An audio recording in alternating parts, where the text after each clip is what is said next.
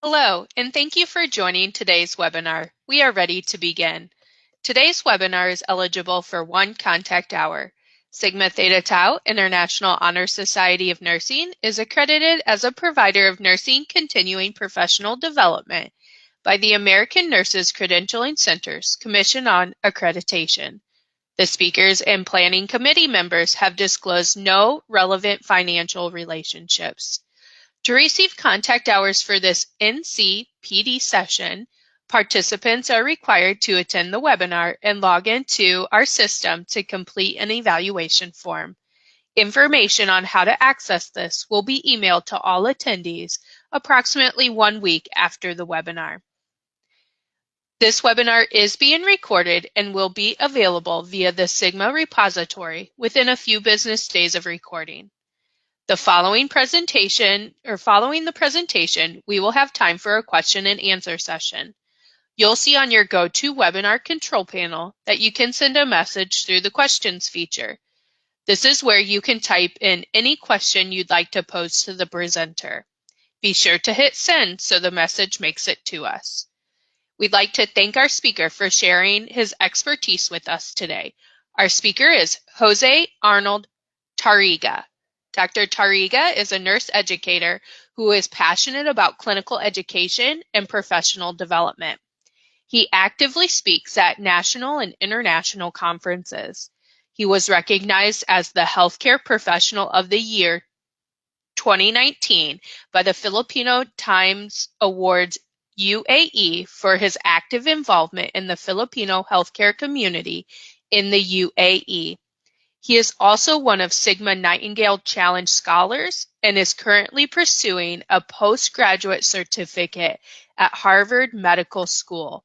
We're so glad to have you today, and let's hand the presentation over to Dr. Tarriga.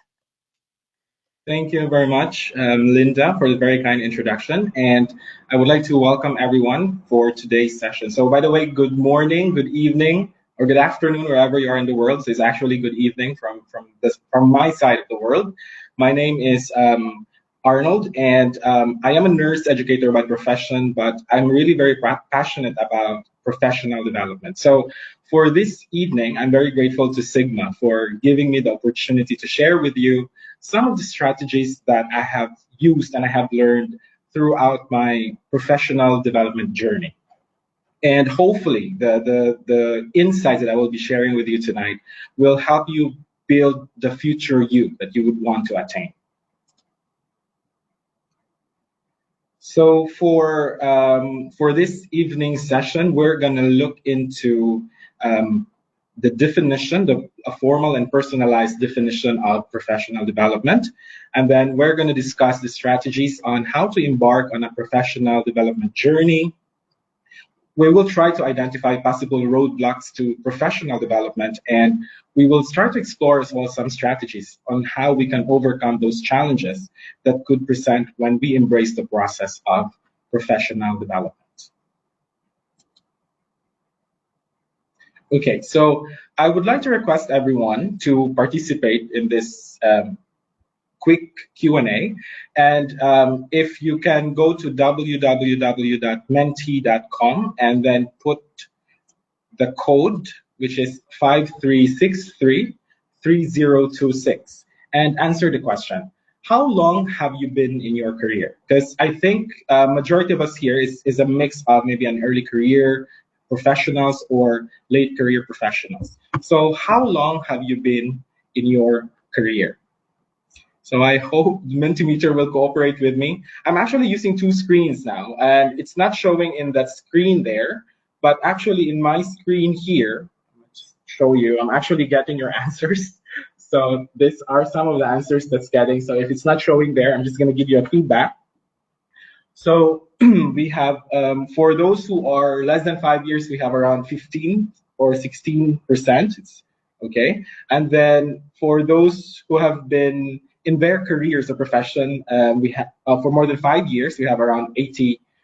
So it's safe to say that majority of those who have who are here with us in this session have been in their profession for quite some time already. Okay, so the next question, which I hope will appear is is this career um, the one that you have always wanted? Okay, so whatever profession you are right now or career you are right now, like whether you're a nurse or you're in a different profession, is this the career that you have always wanted? Okay, so it's a yes or a no or not so sure. So again, I'm gonna show you again my second screen, just so you know that your answers are being monitored, but it's not showing in there. So majority of you would say yes, and then we have no around 27%. Not so sure it's around 30%.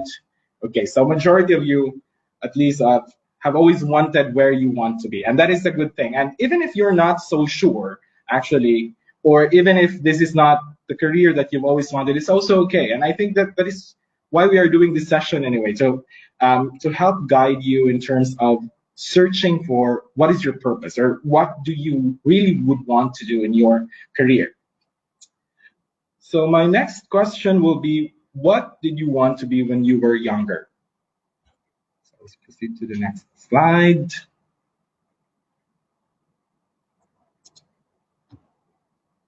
So what did you want to be when you were younger? Okay, so I'm getting answers. I know that again, it's not presenting there, but I'm gonna show you, oh, sorry, my second screen. So there you go. I'm getting all your answers. So some of you would want to be clinical nurse specialist, research librarian. Okay, quite interesting. Veterinarian. Okay. Surgeon, midwife, cardiologist, lawyer, coffee shop owner. Oh, I also want. I actually would have wanted to become a barista. This is what I've always wanted. Aside from being a nurse, because I enjoy making coffee and I enjoy, like in Starbucks when you say one kind of frappuccino for Linda or something like that. I really enjoy doing it. So thank you so much for all your answers. So I know that majority of us wants to become majority of us, of course, I would presume wants to become a nurse, right? Because here we are, nurses working in different specialities. But then again, some of you might want to be an astronaut. Some of you might would have wanted to become a physician, maybe a pilot, maybe a firefighter, maybe a flight stewardess, amongst many others. Okay. But I would want to share with you my own professional development journey. So just before we dig deeper into some of the strategies that I've used, I would want to let you know as to how I progressed, starting from becoming a bedside nurse up to where I am right now in my career. So I have been in the nursing profession for I think roughly 14 years now, 13 to 14 years. So I completed my Bachelor of Science in Nursing degree in 2008, and then immediately in that year, I took my registration. So I became a registered nurse in the Philippines, and then I worked at the bedside. So since 2009, I worked in a tertiary hospital. Started in a medical surgical unit, and then eventually I moved into the intensive care unit.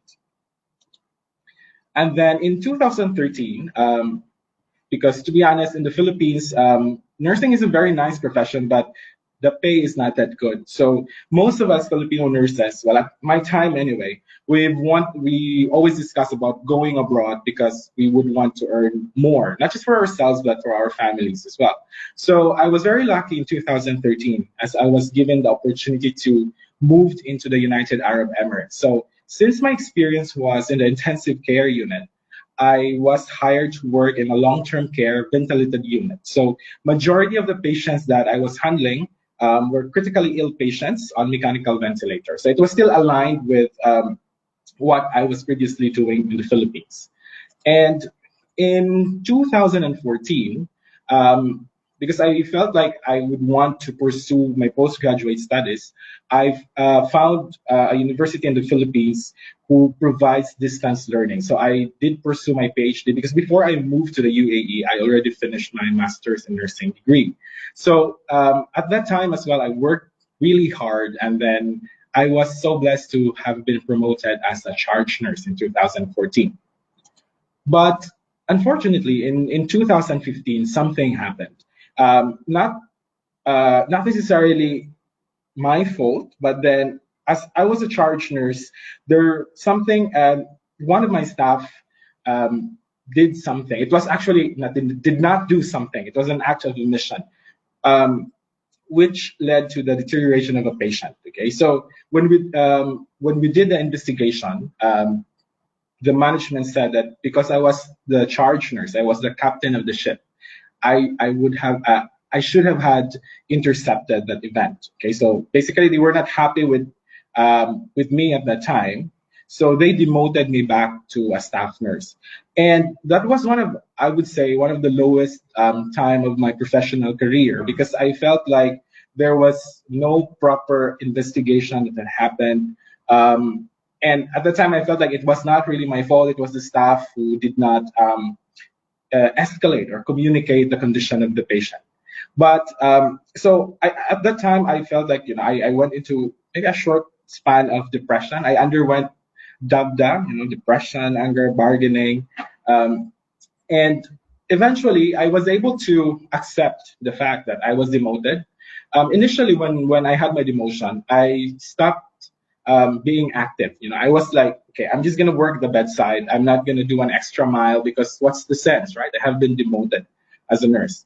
But then one day something clicked, and then I realized that if I'm gonna stop doing what I like doing, or if I'm gonna stop being a nurse who gives an extra mile, it will be my loss, because I will not progress. So at that time as well, my passion for teaching was rekindled. So it was very timely in 2016, because there was an opening for a clinical resource nurse post.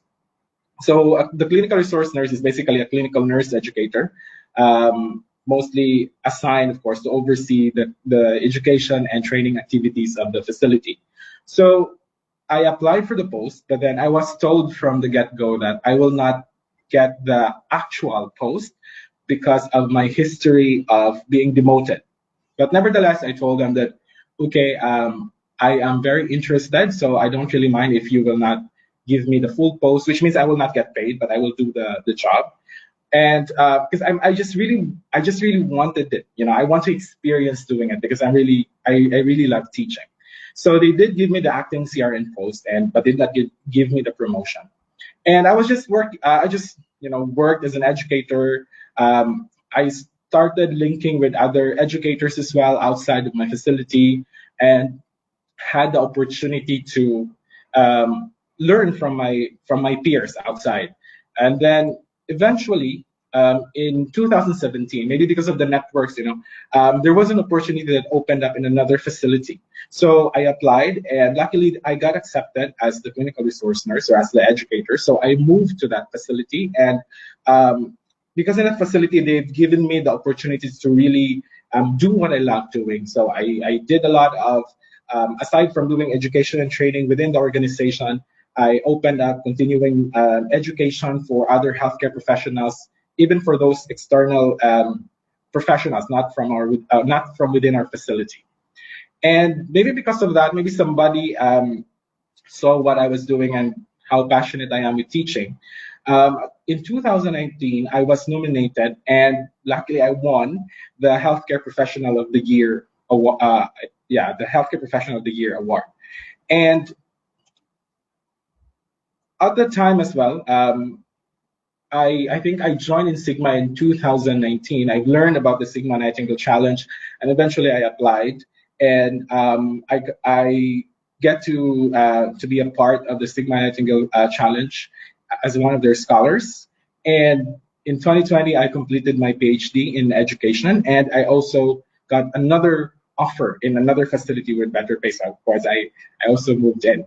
And just recently in this year, I've got I got accepted in Duke University and Harvard for some certificate program, which I'm actually very happy about and very grateful. So in 2022, next year, I actually do not know. I have plans to migrate somewhere else, and hopefully, things will still move forward. So what I would want to emphasize is that when we start, or when we embark on our professional development journey, it's not always a walk in the park. It's not always a bed of roses, as we say.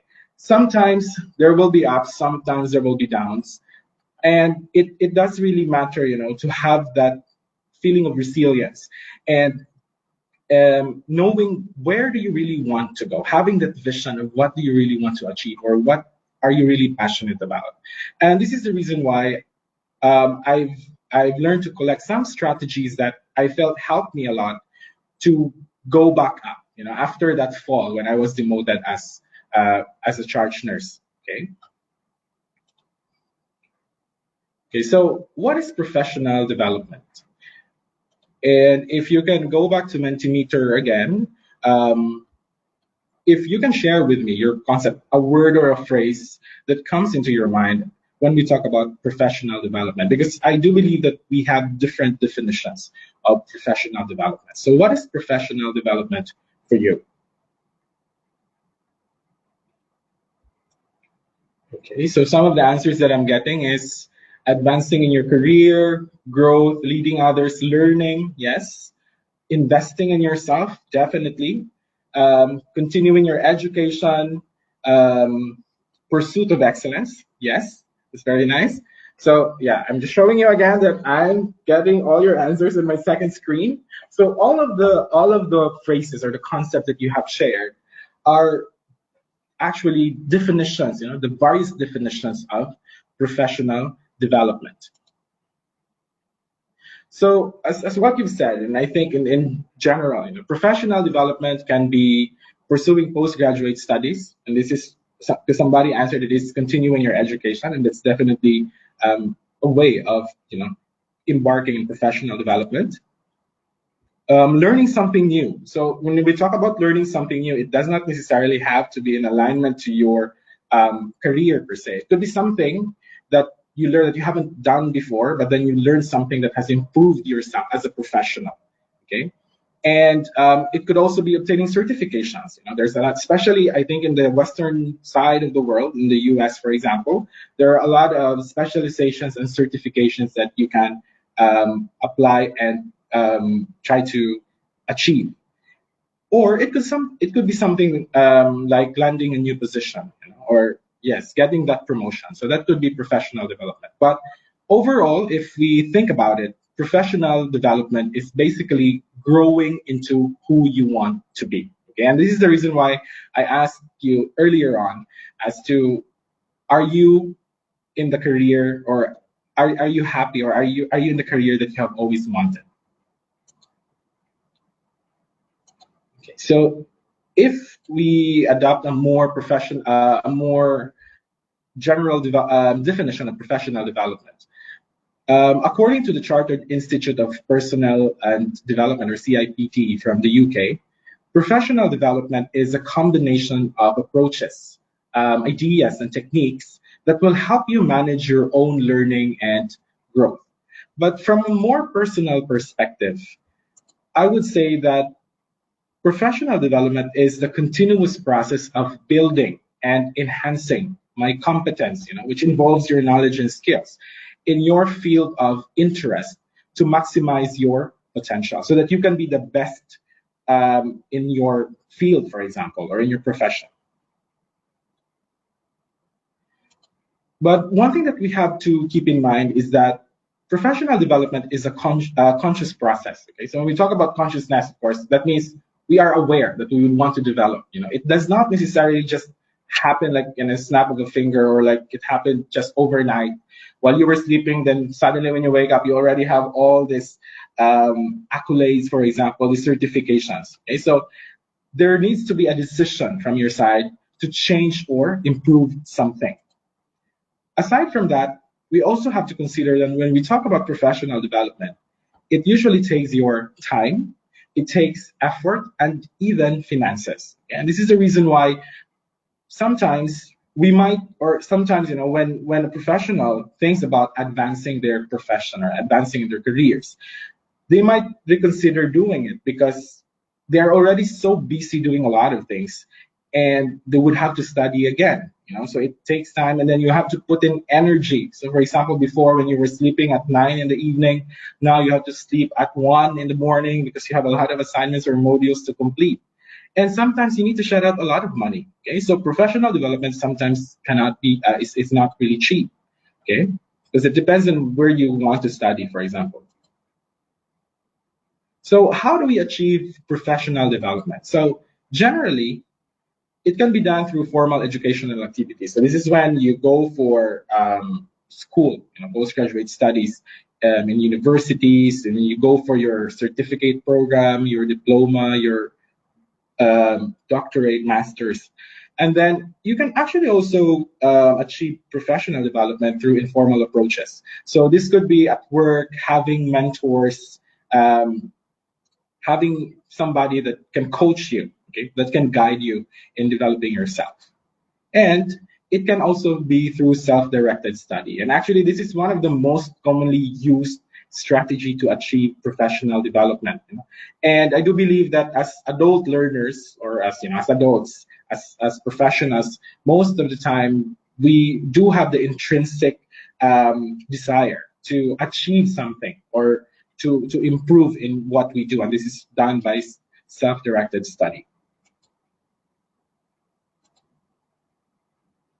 So most of the next question would be how or where do I start? If I want to embark into a professional development journey. So this is the reason why I would want to share with you my ABCs to professional development. Okay, so A is assessing and reflecting on what you really want to pursue. So sometimes when I do my rounds in the clinical area, and then I usually speak with my colleagues, I randomly ask them like, where do you want or where do you see yourself in 5 to 10 years? And most of them will just look at me blankly and they will not be able to immediately tell me where do they see themselves in 5 to 10 years. Because I do think that majority of us always thinks that this question will only be asked during interviews, right? But actually, this should be a question that we need to ask ourselves on a regular basis, especially if you don't really know where you would want to go. Because if you do not know where you would want to go, you will not be assured that whatever you're doing right now is actually really aligned to your vision or your goals in life. Okay, and you're not so sure if you are being productive. Okay, so how do I how will I know where I want to go, especially for you if you are not really a person who goes into self-reflection or self-introspection. So some of you might be familiar with the term Ikigai, which is a Japanese term or a process of which means the reason to get up in the morning. Okay, so Ikigai is basically your life's worth, meaning, or purpose. So, how will I know my Ikigai? Okay, so with Ikigai, or for you to know your life's purpose, your meaning, or your life's worth, there are four questions, basic questions that you have to answer. Okay, so first is what do you love? Okay, and then what are you good at? And then you ask yourself, what does the world need? And what can you be paid for? Okay? And if you are able to answer all of this, in the middle, you would have found your Ikigai. So let's go through it one by one. So what do you love? Okay. So of course, these are the things that make you happy when you do it. Okay. So for example, for me, it really makes me happy when I share what I know or when I impart my knowledge, for example, when I mentor, when I coach somebody. Okay. So again, this is something that gives you joy when you do it. Okay. So again, for me, it's teaching, for example, or mentoring. And then the next question is, what are you good at? So what are the skills that you have been spending time to practice on? Okay. Or what do people look to you for help with? Okay. If maybe let's say for example if somebody doesn't know something, if they come to you to ask questions for your guidance or for them to teach for you to teach them, then maybe you're really good at teaching, right? Or you're really good at mentoring. Or is there anything you want to be good at? Okay, is there something that you are trying to practice to hone your skills or enhance your skills? Okay, so that's the second question. The next question is, what does the world need? Okay, so what is it that is needed in your community? It doesn't have to be the entire world, but maybe what is needed in your community. Okay, And how can you contribute to create a better community or a better world? Okay, so again, going back to myself, um, for me, I felt like there's a need for nurse educators, okay, or there is a need for nurses who are willing to teach or who are willing to mold the next generation of nurses. Okay? And the last question will be, what can you get paid for? Okay. So what have you been paid for before? Or what is something that you're doing that you can get money out of? Okay. And for me, it's about teaching, being a nurse educator.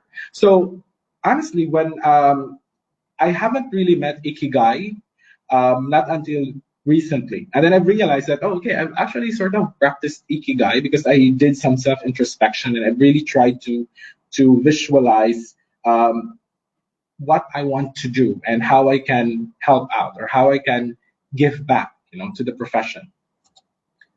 So if and when you find or you are able to answer all those questions, then you would have found your mission, your vocation, your profession, and your passion.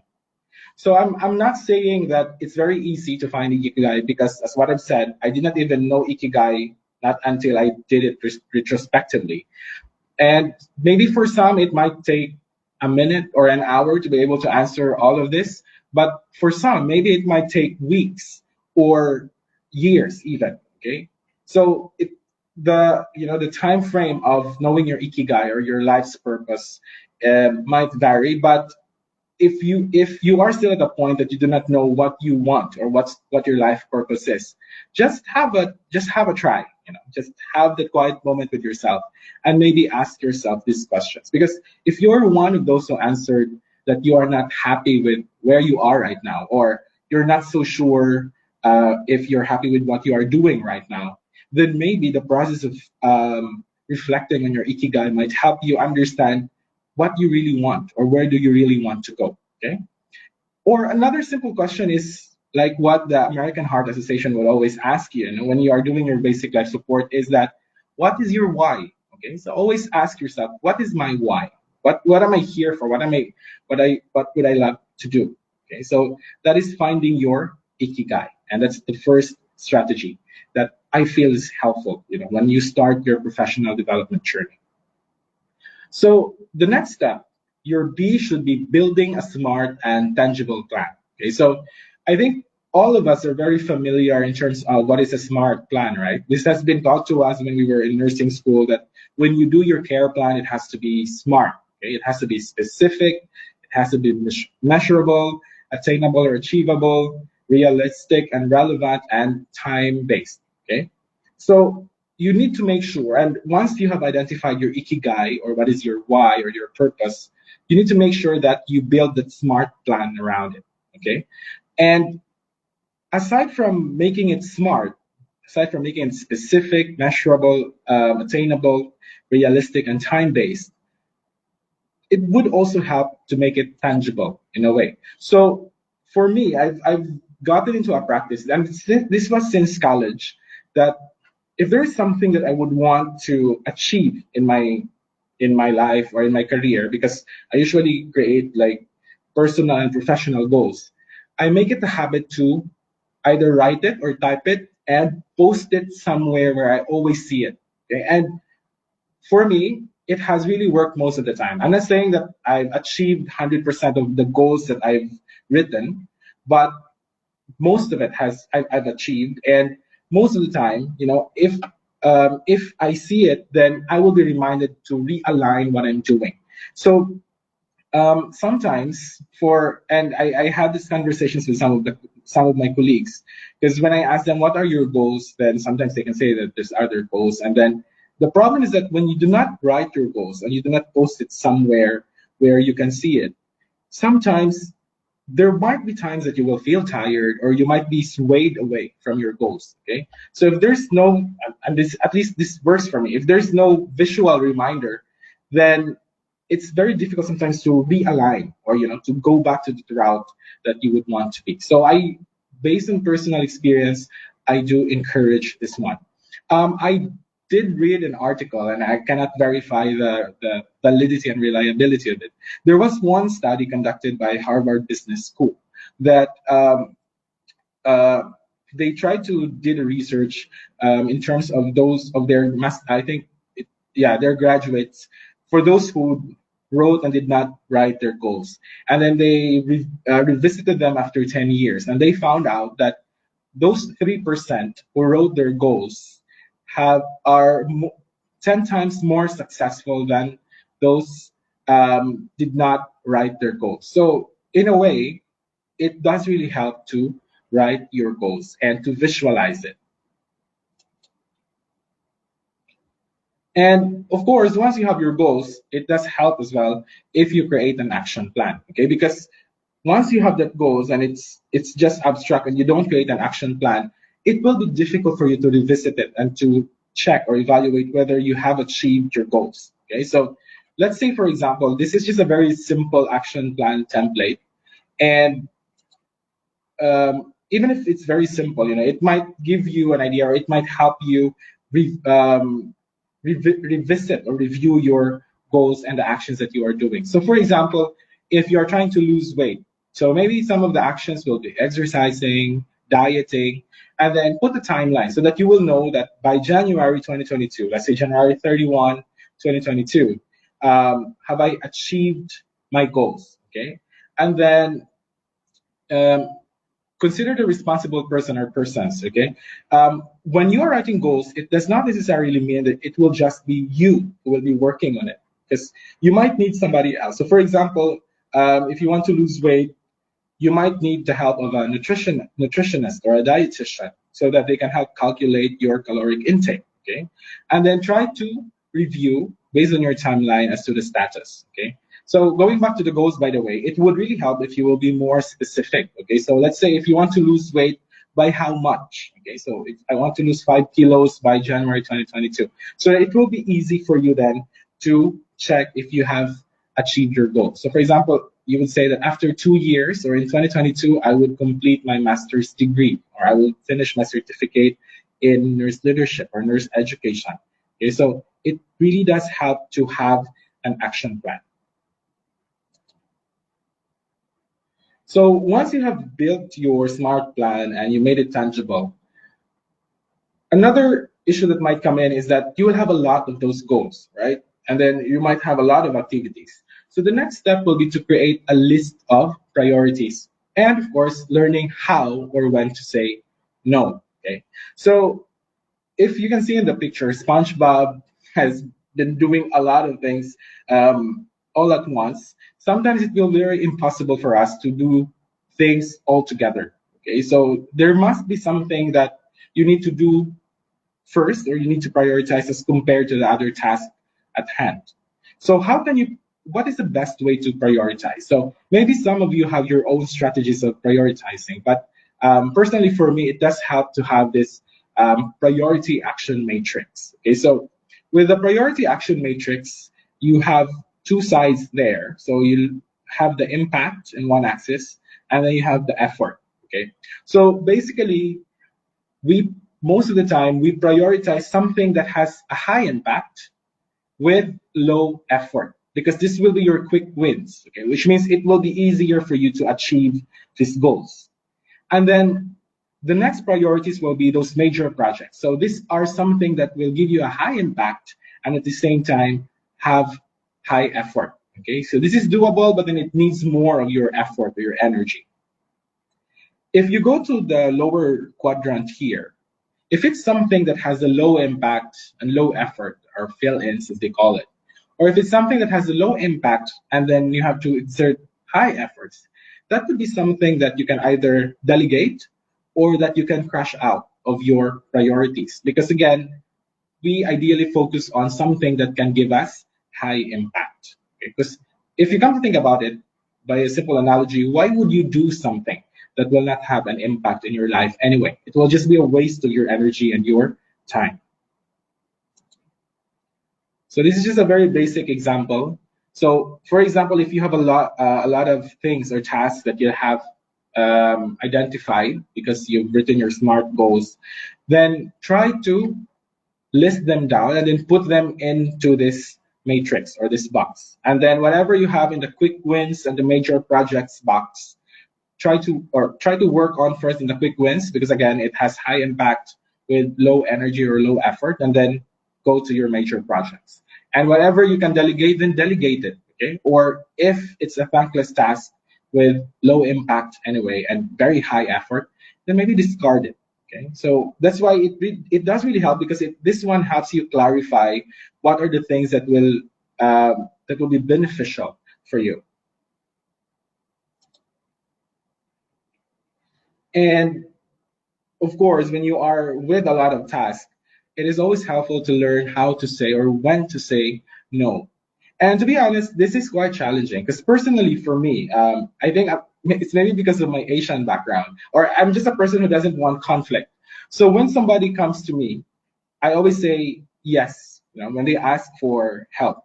And for example, when I started in the new organization, um, when somebody asked me to do this task, I find it very challenging to say no. But then it came to a point that because I was saying yes all the time, my task was piling up to the point that I could not complete my own tasks or for my role, because I was just saying yes to all my colleagues who would want help. Okay. And it even came to a point that I was called up by my manager, because why am I not completing my tasks on time? It's like I was not reaching the expectations, because I want to please some other people. I just want to say yes. Okay, so what really helped me now, because I've sort of learned from my mistake, is that when somebody comes to me, I'm very transparent to them. And like if they ask help from me, then I tell them that actually I have a list of tasks and I have a list of priorities, and I am willing to help, but then I can help you once I've completed my task or my priorities. If you can wait, then well and good, I'll be happy to help out. But then if not, then I apologize, I will not be able to help you out. So far this strategy has really helped me. It's not that I'm always saying no all the time, but yeah, I'm just being realistic and being transparent in terms of what I have to do first. And of course, if you have extra time, then by all means say yes. Okay? But if you don't, because you are overburdened by a lot of tasks already, learn how to say no. Okay? It's a lifesaver. And once you have created your list of priorities, another strategy that I also find helpful is actually developing an accountability system or having an accountability partner.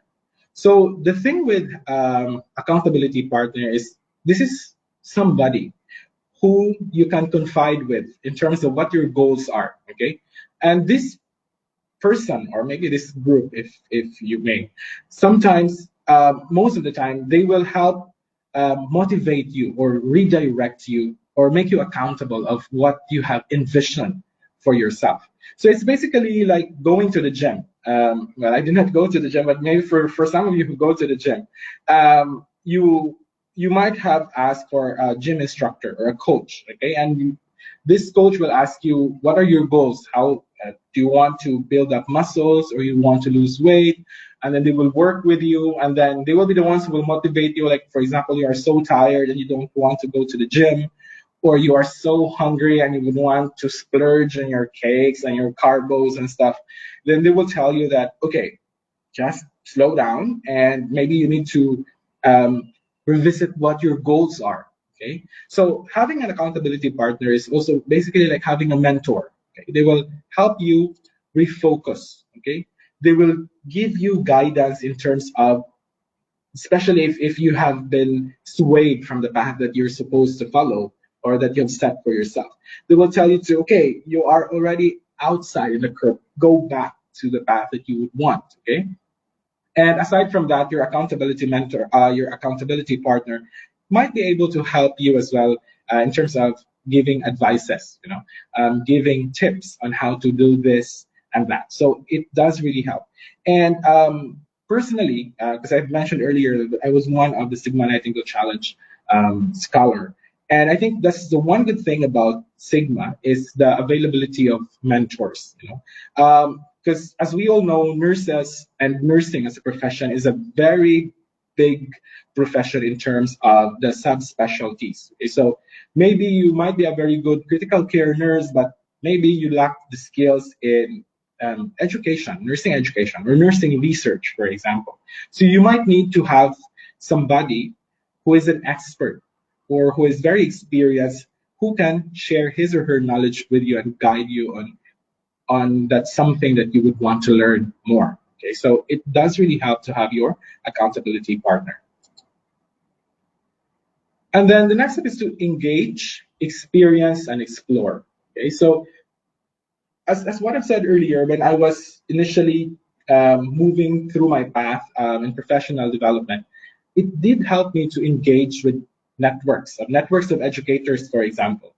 And and I will be using Sigma as an example because this is how I've learned to really widen my network and engage with different professionals, not just in my immediate community, but actually all over the world.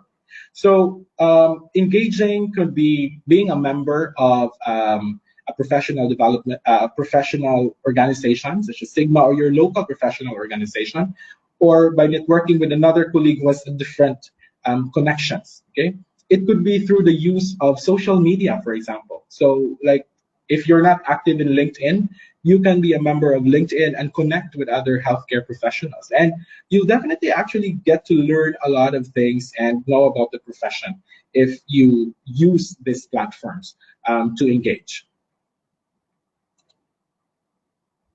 And then try to expose yourself as well for opportunities to experience. Okay, so for example, if you're a bedside nurse and you would want to become, let's say, a clinical educator, if there is an opportunity in your organization to become a link nurse for education or to become a champion for education, then by all means get or grab that opportunity. Okay, because it will then you will then be given the chance to practice teaching, to learn how to conduct a training needs analysis, for example, or how to develop educational action plans. Okay, or if you would want to go into the quality pathway, for example. So maybe try to become a member of the quality team if there's a committee or something like that, because that is where you get the experience on how to look at your key performance indicator, your quality objectives, and something like that. Okay. And also try to explore more. Okay. So as what I've said, nursing is a very huge profession. It's very wide in terms of opportunities, in terms of subspecialization. So if you are maybe in a specific subspecialization of nursing right now, or maybe let's say that you are working as a bedside nurse, but you don't want to be a bedside nurse anymore because maybe you don't want to be lifting patients, or you just don't want to be a bedside nurse. So maybe there's another specialty in nursing that you would be happy doing. Okay, so yeah, again, if you love teaching, then maybe become a clinical nurse educator, or maybe teach in the academe, or do something else.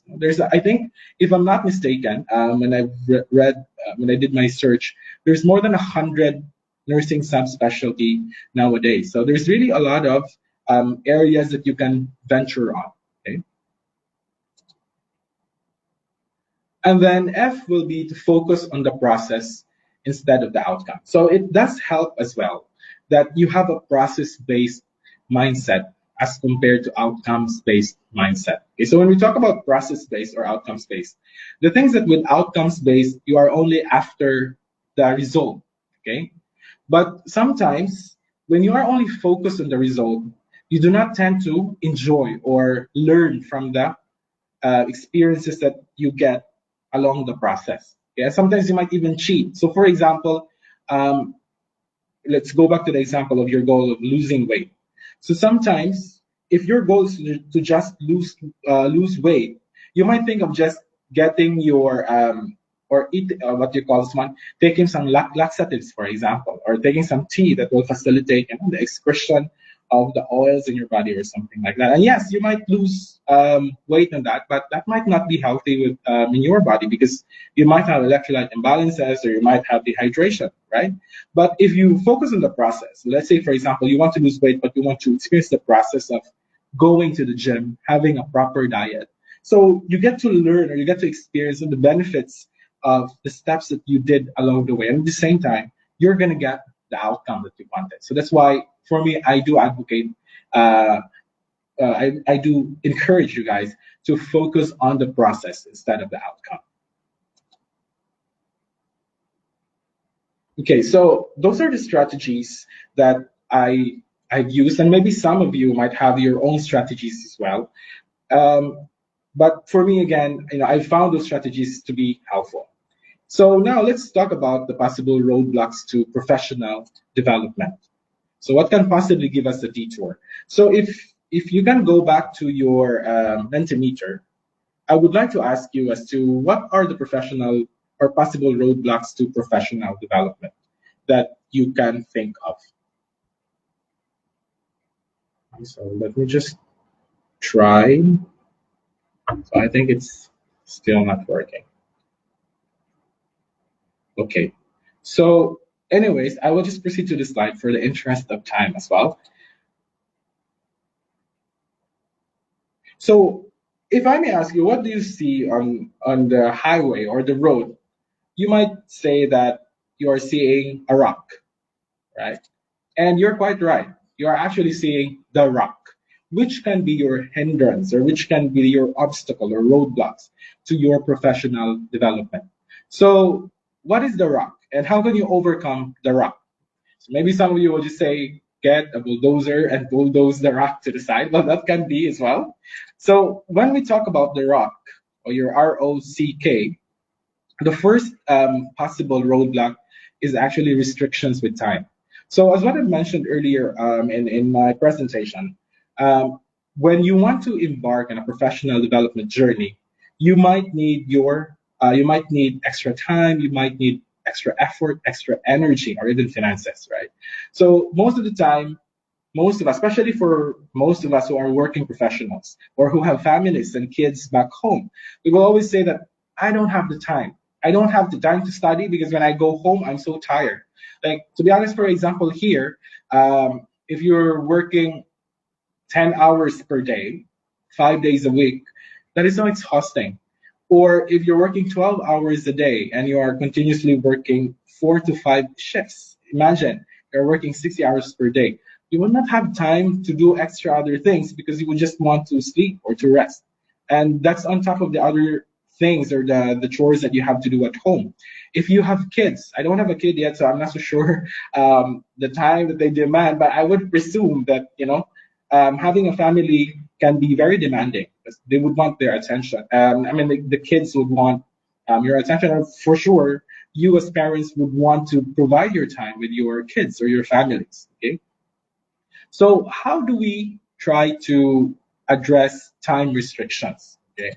So if you feel that your time is very limited in terms of using it to pursue professional development, try to manage it by knowing your priorities. Okay, so for example, if you put in your priorities that I actually would want to go to this level in my career, or I would want to be in that position, okay, then maybe try to think about it in terms of, okay, part of my priorities then will be to do this so that I can go up um, to that in the ladder, to the level in the ladder. So try to prioritize your activities, and then be proactive. So try to organize things before they even happen, and try to break them into smaller tasks, which again boils down to prioritization. Okay, so sort of said, you do not have to do all the tasks all together.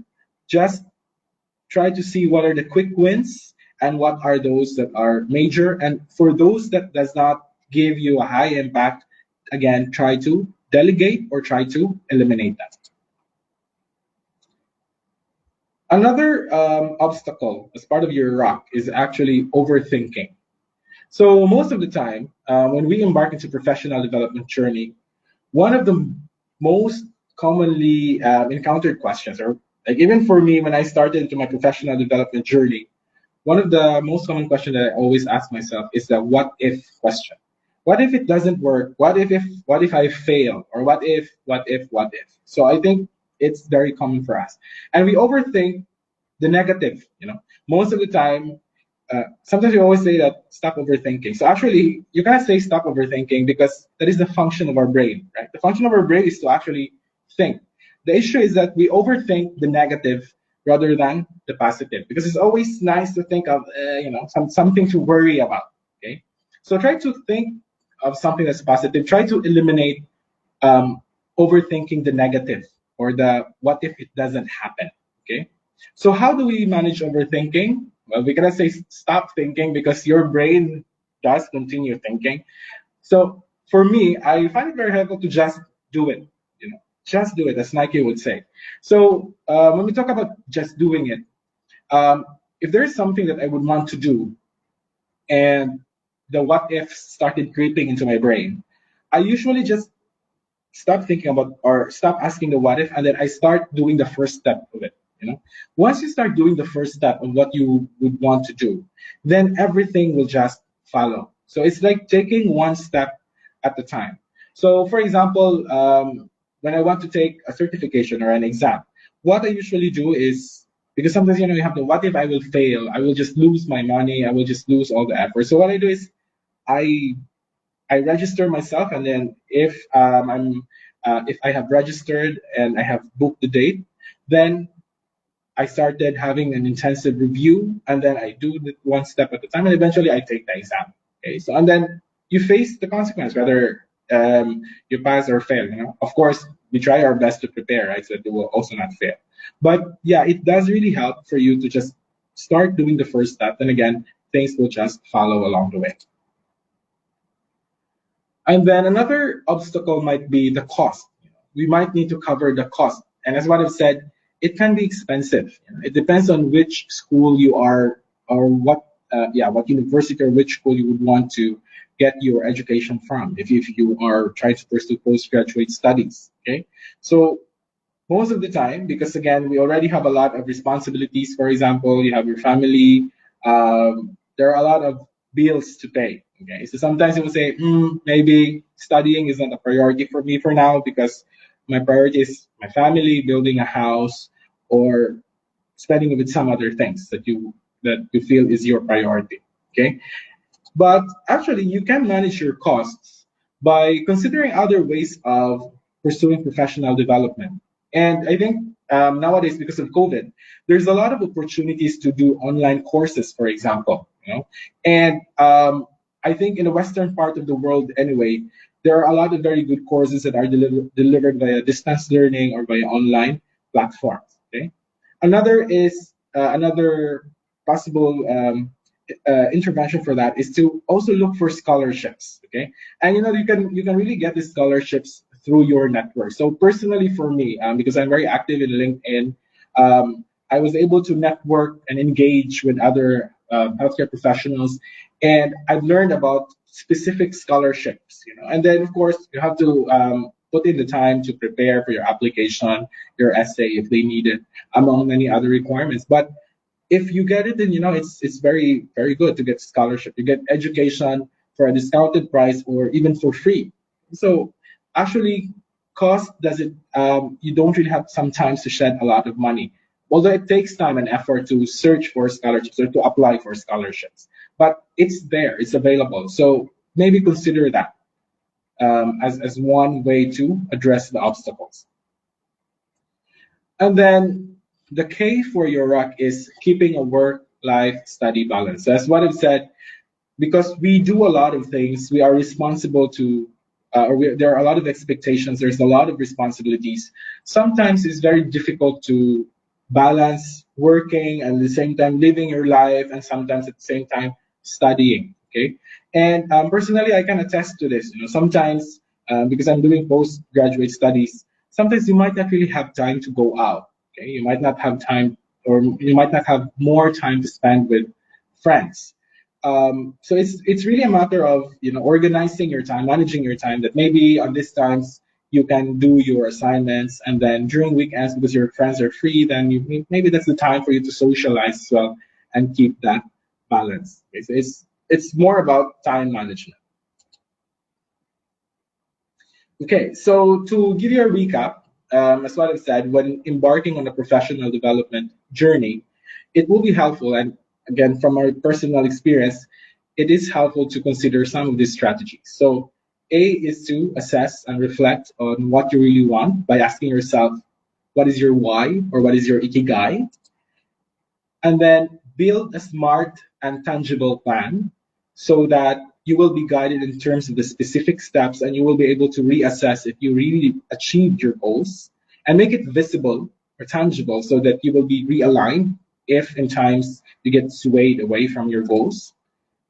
And then create a list of priorities because after you've built the smart plan, there might be a lot of things that you would want to do. So just make sure that you focus more on the quick wins and the bigger projects, and then learn to say no, okay, in a tactful manner, of course, so that you will not have an overpiling of tasks. And then try to develop an accountability system or have an accountability partner, such as a mentor or a coach that can guide you or that can give you tips on how you can achieve your goals. Then try to engage by being a member of a network, explore opportunities for you to have that experience into that profession or specialty that you would really want, and try to focus on the process, not just the outcome. Okay? And hopefully that will help you achieve your goals. And of course, because there might be a rock that will be along your way, try to stay on top of the rock. Okay? Don't let that rock hinder you. Just be on top of the rock and shake that rock. Okay? And for sure, you will be able to overcome the obstacles. So, with that, I would like to welcome all of you aboard your professional development journey. And thank you very much for your kind attention. So, these are my references. And again, thank you very much for attending.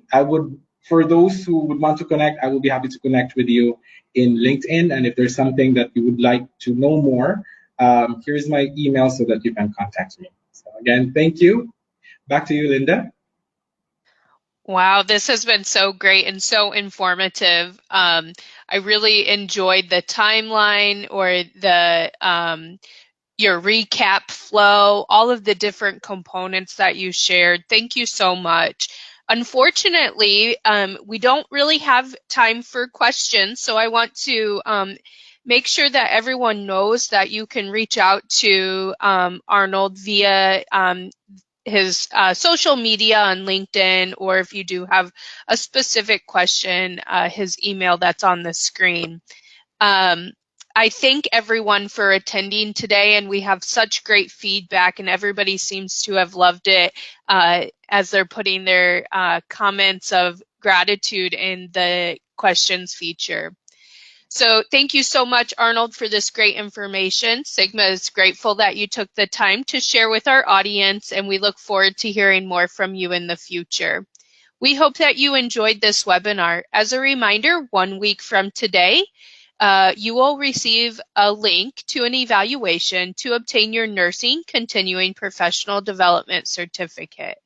Be sure to check out Sigma's upcoming webinars, podcasts, and resources to support you and your colleagues at sigmanursing.org. Also, previously recorded webinars and podcasts are freely available on the Sigma repository. Thank you so much for joining us today, and have a wonderful day. Thank you so much, everyone. Bye bye.